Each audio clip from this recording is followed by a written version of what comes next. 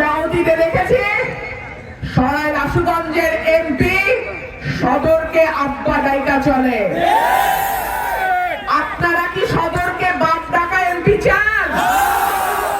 সকালবেলা ফজরের নামাজ পড়া সদরের এমপি তখনও লুঙ্গি বদলায় প্যান্টটা পরে নাই, বাড়ির মধ্যে গিয়ে হাজির হয়েছে আব্বা আব্বা কইরা। এমপি চান? ব্রাহ্মণবাড়িয়া ঢুকতে হলে আশুগঞ্জে পা দিয়া ঢুকতে হয়। সুতরাং সরাইল আশুগঞ্জের এমপি সরাইল আশুগঞ্জের মানুষের সম্মান রক্ষা করার দায়িত্ব তার।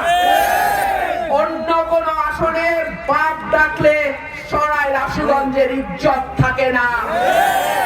প্রিয় ভাইরা আমার, কি নাই আমাদের? গ্যাস আছে, সার কারখানা আছে, বিদ্যুৎ কারখানা আছে, চাল কল আছে, ফ্যাক্টরি আছে। আল্লাহ যদি আমাকে আপনাদের দোয়া এমপি নির্বাচিত করে, আমার ব্যবসায়ী ভাইদের কাছে আমি ওয়াদা করছি এই এলাকাকে আমি আরো বেশি ব্যবসা বান্ধব করে তুলব।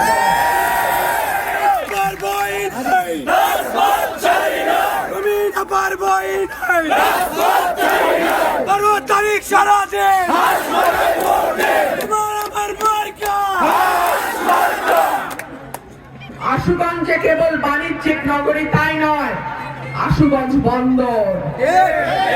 সুতরাং গ্যাস এবং বিদ্যুতের নিরবচ্ছিন্ন একটা প্রবাহ যাতে থাকে, ইনশাআল্লাহ আমি এমপি নির্বাচিত হলে ব্যবসায়ীরা এইখানে গ্যাস এবং বিদ্যুতের নিরবচ্ছিন্ন ব্যবস্থার মাধ্যমে আরো বেশি বেশি ব্যবসা বান্ধব পরিবেশ পাবে ইনশাআল্লাহ। প্রিয় ভাইরা আমার, নানান ভাবে হুমকি দেওয়ার চেষ্টা হচ্ছে। আমি হুমকিতে এতটুকু টলার মানুষ, আমি কাউকে হুমকি দেই না। তবে কেউ যদি আমার কোন নেতা কর্মী বা আমাকে ভয় দেখানোর দুঃসাহস করে, তাকে আমি আস্ত রাখি না। দুইটা ইউনিয়ন নিয়ে যখন আমার সঙ্গে ঝামেলা করতে আসছিল, জবাব শুধু দিছি তাই না, ইউনিয়ন দুইটা আপনাদের সবার দোয়ায় এখন ব্রাহ্মণবাড়িয়া 2-এর সাথেই আছে। আমি যা বলি আল্লাহর হুকুমে আমি ততটুকুই করি।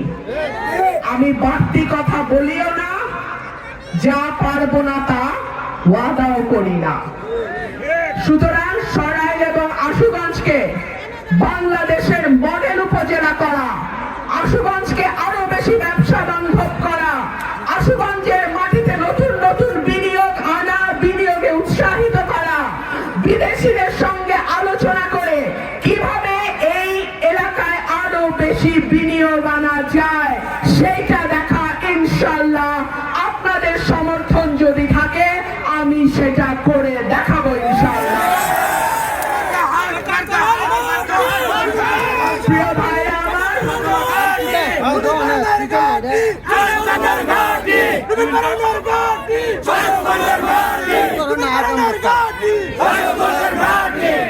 আমি আমার সকল ভাই বোনকে অনুরোধ জানাবো, মা বোনদেরকে বিশেষ করে বলবো, 12 তারিখ সকাল সকাল ভোট কেন্দ্রে যাবেন।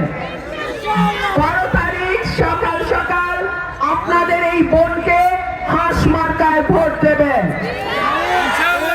আর ভাইদের কাছে অনুরোধ থাকবে, 11 তারিখ বিকাল থেকে 12 তারিখ ফলাফল ঘোষণা না হওয়া পর্যন্ত, কেন্দ্রে কেন্দ্রে ফলাফল না হওয়া পর্যন্ত, সহকারী প্রিসাইডিং অফিসার কেন্দ্রে ফলাফল ঘোষণা করে সই না করা পর্যন্ত প্লিজ আপনারা কেন্দ্র ছাড়বেন না।